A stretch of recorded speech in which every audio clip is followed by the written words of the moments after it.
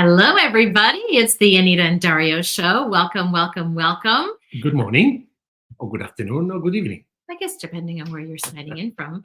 So many of you have been asking, what is the Anita and Dario show? And so this is the live version of the Anita and Dario show. And it will be released CBC and Roku for next year in Canada and the US, but we started it this way for now so that everyone can get a feel of what it's about. Every week on a Sunday at 10 o'clock, we're going to get on live and we're going to talk about the Mediterranean lifestyle and how that is important for you, for health, happiness, and inspired living, because a lot of us are forgetting that nowadays. The very simple thing. What is the Mediterranean lifestyle? What is it? It's actually a way of living. It's a way to reconnect with yourself, with your family, and with your friends. Why do I say it to yourself? Because that's where it always starts. It starts within you. It's just a simple way to keep things organized and keep things prioritized. It's not about living in the Mediterranean because we say you live in the Mediterranean lifestyle from anywhere. Yeah. And it's 8 principles. And so, every day we'll talk a little bit about it, how you can encourage it in your life, how things can change adopting the Mediterranean lifestyle. Yep. For me, it is being a North American. It's a North American person that's gone to Italy and Spain and France and enjoying those moments, being out and having a coffee, having a happy hour, being with people, connected. I always love telling the story of getting there, and friends of Dario's, they're friends of mine now, at first were saying, why don't you come on over tonight and have some fish? And there'd be 30 people at the table that night. Not one person was thinking about work the next day. No, and I think it's simple. I think we love to encompass ourselves on the busy life and busy. Well, everybody's got the same time, and I think it's about really prioritizing what is important to you and what potentially is important to your health and to your friends and everybody else. So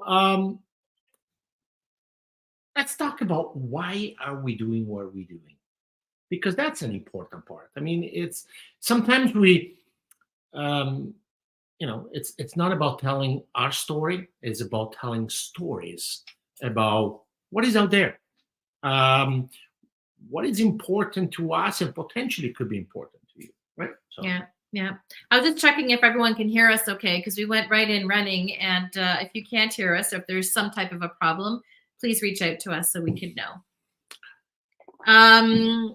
So, the biggest thing we want to talk about. So we want to talk about the Mediterranean lifestyle and some type of a principle that we could talk about every week. And this week, of course, because of Thanksgiving in the US, we're going to be talking about being thankful.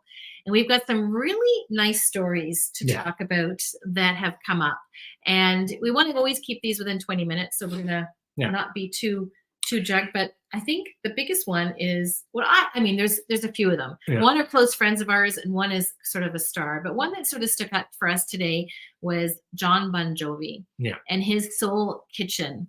And how wonderful it is that he's feeding people and creating this movement. And it kind of brings me back to when you did the Refectorium in Milano. Yeah, I think it's called JBJ Soul Kitchen. And I want you to listen quickly to the wording of the whistle. Dining with dignity. All are welcome at our table with local sources ingredients. Dignity and respect are always on the menu. I mean, I don't know if that is not the most beautiful thing then you can read. It's unbelievable. And the thing is it's again, it's a celebrity like John Bon Jovi, then he's giving back. And if you go into their site, you actually see him actually being part of that. And every single person encompassed into this experience. I just want to quickly tell you, to date, 183,000 meals have been served. 55% of earned meal are volunteering. 45% is paid by donation. This is a beautiful story. This is when you always say, it's giving back. It's a great thing, and everybody's involved, and everybody's part of this new era. I think for myself, when I done it in Milan with Massimo Bottura, it was the 2015 World Expo, and for that specific time was feeding the planet, which is a serious thing. I mean, think about 2015. I think the way we are right now, the importance of cost conscious waste than we see often, and people then unfortunately can't afford, and that was probably the most important moment in my life, I think, as a chef, because I was really cooking with a purpose. And I think it's not just about being a chef; it's about being anybody at home.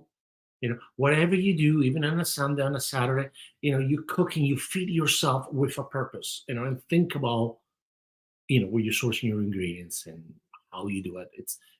So kudos to John Bon Jovi, JBJ Soul Kitchen, JBJ John Bon Jovi. Yeah. I think it's brilliant.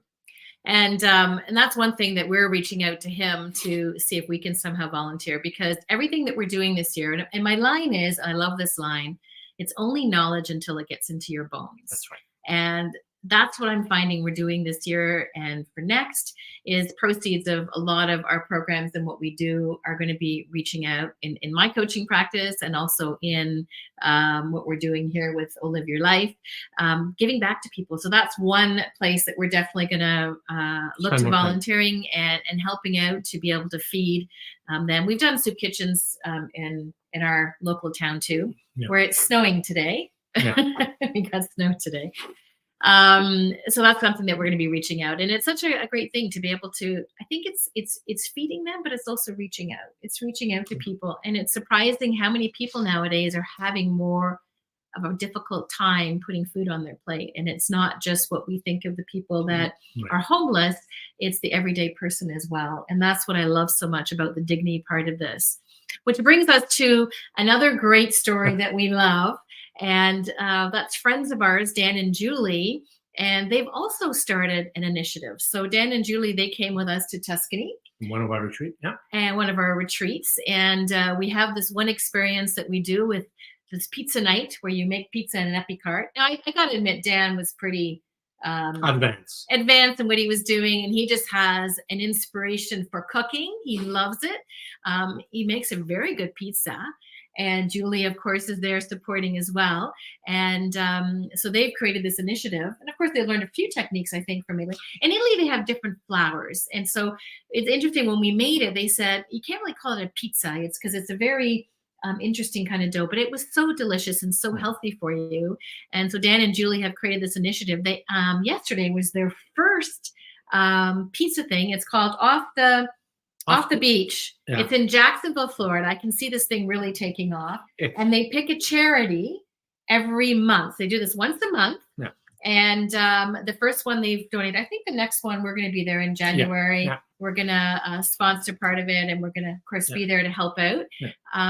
But it's phenomenal what they've done. And so they pick a proceed. So this one was for, I think it was Mission Hill, I think, or something. It was a mission. It was a local charity that they did it for. And I'm just so in awe of everything they've created. I think they want to do 100 pizzas. And I think they sold almost 100 pizzas. Almost 100 pizzas. Yeah. And the greatest thing about this, here is two people. She's a very successful photographer in the US, and he's a very successful doctor. Yeah. And what encompassed them, it's where really, I call it spicing your bones. And they really got him to say, I love cooking. Then when he came to retreat in Italy, he was always in the kitchen, no matter what it was. Yeah. It's a passion. But think about founding your time and the willingness to create something for a cause. I think it's brilliant. And we, like Anita was saying, we are going to be part of it, sponsoring and be involved actually when we're going to be in Florida. But JBG Kitchen is, you can volunteer there and put donations. That's right.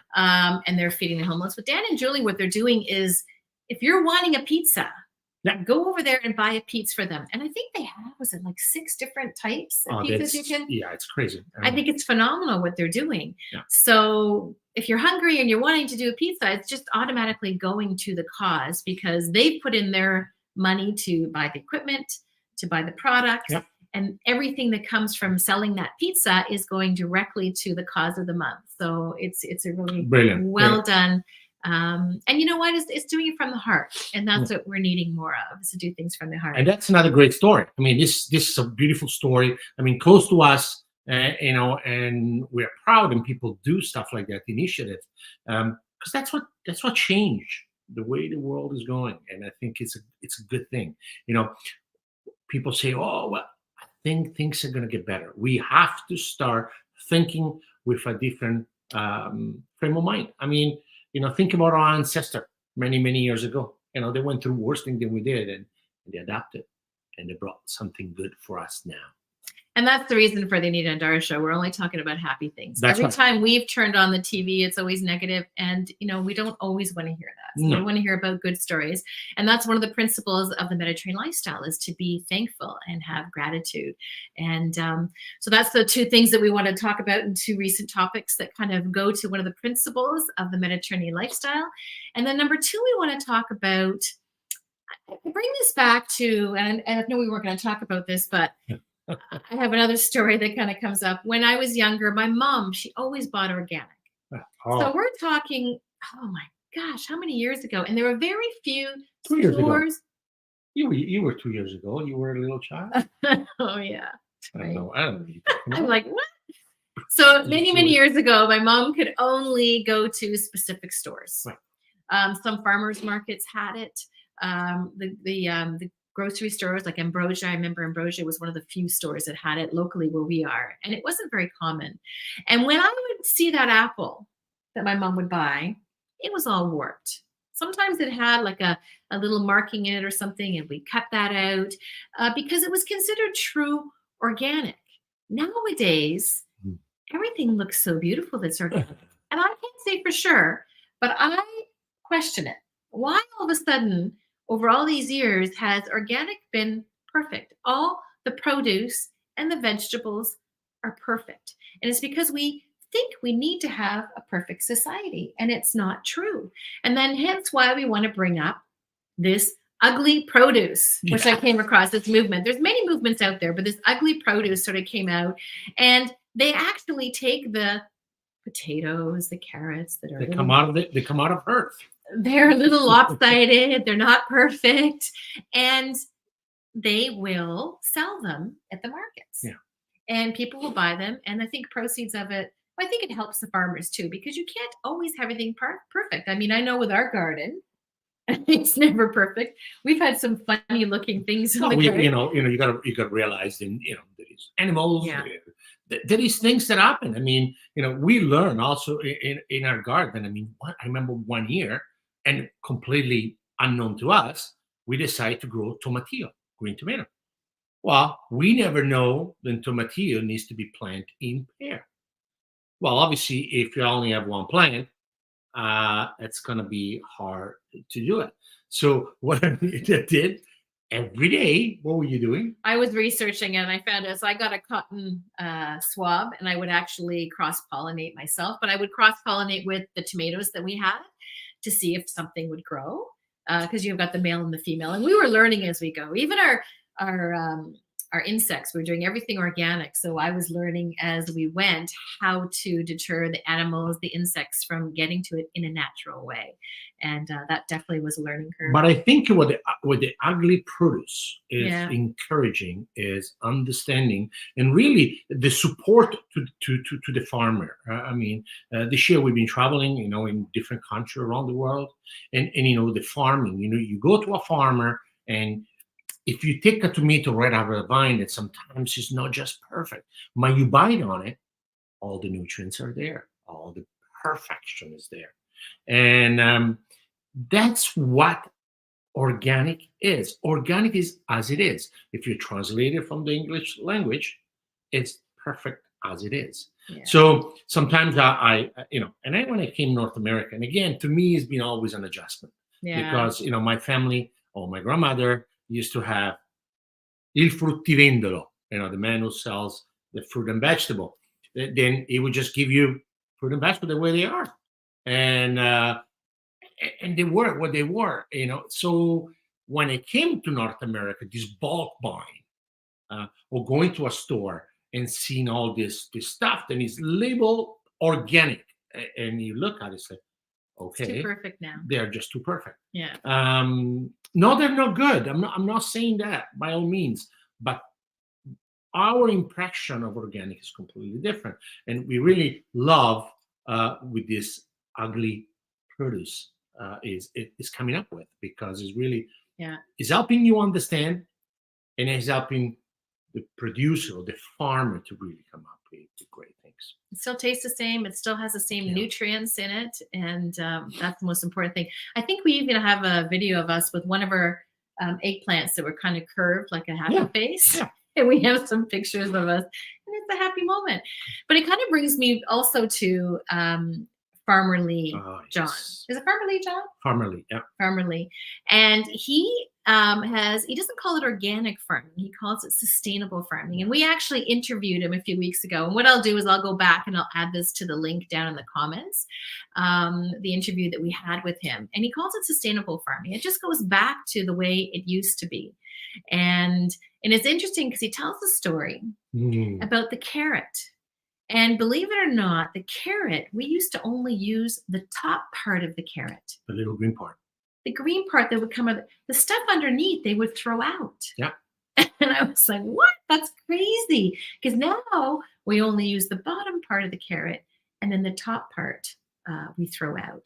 And I know, and I've learned this since being with Dario, that you use everything. Yep. He uses, we get the broccoli and we're getting to the stem. We cut off the outside and we use the inside of the broccoli and we use it as with a dip or something, or to eat on its own. And still, it has the most nutrients there. I think, yeah. And think about one thing. We're talking about, again, the farmer, Yeah. Think about a produce, a carrot in this case. It could take 6 months to a year to from the time you plant it to the growth part. So there's an investment of nature, investment on everything around it. And what we do, we take just the best part and we get rid of it in 30 seconds. What a responsibility is that? The greatest thing about a carrot, the green part of the carrots, because if, for example, if you go in some places like organic farming, or if you go to a farm, you see a carrot and they're not big like that, okay? But they're very small and they have a little spruce green things on top of it. That is delicious for a salad or even for a vegetable. And then you can use absolutely everything on the carrot, skin included, because if it is an organic product, then it's probably grown. My grandmother never peeled a carrot. Never peeled it. Just wash it. She washed it. She washed it, made sure all the dirt was out, and tasted so different. And you just ate it like that. How many times, you just want to give your kids something like that. And that's something you want to get. We call it the roots part. The kids, they need to understand the purpose of how to eat a vegetable and how good they are if they are fresh. Yeah. So we want to give a real hats out to Ugly Produce and also to Farmer Lee and the interview that we did with him, which was really, really powerful. Right now, he's in Italy himself, is he not? He's working with Michelin star chefs and showing them that produce is so important. And yourself, too, in the restaurant. You also had... Well, when we had the restaurant, we had a farmer, an organic farmer, not very far from us, actually. 100 kilometers from us. Then every time he used to ship vegetable to us, he used to come up. And I remember one time he said to me, Dario, they come out, they got a lot of dirt, and, you want me to clean them because, I said, absolutely not. You take them out of the earth, you put them in boxes or in little plastic things, and you ship it to us, because my cooks needs to understand the process of cleaning it, removing the earth, and using every single thing, for starting from a coriander or a fennel. The best part of the fennel is right in the bottom. This little thing, it's got a little bulb, then it's delicious. or cilantro, something that Anita absolutely loves. I could just eat the whole thing raw. And and everybody what they do, they just use the leaf and dump the stem. Well, the best part of the cilantro is actually the stem. So the leaf is just to finish it. So, our interview with Farmer Lee was kind of it's a little bit eye-opening, I think. Was an eye-opener, but was a justification, I think, in one way for myself, and saying, we need to kind of understand a little bit more about our surrounding and really help each other and ourselves to know better. So, I mean, all these things that we kind of mentioned today are the good story, the good things, then they're moving forward. And we hope every Sunday when we connect at 10 o'clock Eastern Standard Time, we can inspire people, inspire ourselves to learn something more. So anyway, that's going to be the show for today. Again, this is our live stream that we're going to be doing until we start to go over to CDC and Roku in the US. And we're really excited about that for 2024. Come on over and subscribe, like, all of those things. Tell us what topics you want to hear about. And we'll always come out with new stories. And if you have any stories, or the Mediterranean lifestyle principles, we're going to bring up something around that as well to sort of encourage you to be able to live this way of living. It's similar to the Blue Zone in many ways, right? It's health and happiness and inspired living and getting out. So I did have another thing I was going to read to you, but I think I'm going to open it up for next week. I think you got to say it. You leave them there with a hook. You know what? It's a bit of a long read, so. But you know what? I think it's important. It's actually she brought it to my attention, and I thought was, we're gonna close with that because we want you guys to really understand the simple things that are important. Okay, and there is no limits. The most important thing, what Anita is gonna tell you right now, there is no limits. On what you can do. It's a story, actually. And I got it in Facebook. So some of you might have seen this already, but it really kind of opened up. It's about a lady that started college and she was 87 years old. Yeah. And everyone, she was sort of the spokesperson of the college. Everyone loved her. And the story is basically she was asked to do a speech. And this is the speech. So hoping to see you next week. We're going to end it with this. Anyone that wants to listen to me reading this, and hopefully at 10 o'clock next week, we'll be able to see you again. So there's only 4 secrets to staying young, being happy and achieving success. You have to laugh. You have to find humor in every day. You've got to have a dream. When you lose your dream, you die. We have so many people walking around who are dead and don't even know it. There's a huge difference between growing older and growing up.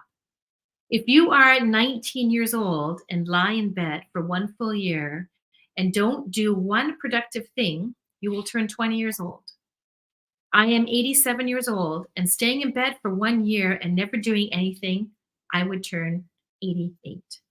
Nobody can grow older. It doesn't take any talent or ability. The idea is to grow up and always find opportunity in change. Have no regrets. And do not regret anything. The idea of growing up is always finding opportunity in change. So, it's about not living regrets. It's about enjoying the moments. It's about giving back, being thankful and grateful. And thank you so much. And we're grateful to you guys showing up for today. And we're very thankful. And we'll see you next week. Ciao for now, everybody. Arrivederci. Come on over and subscribe and join us. Ciao, ciao.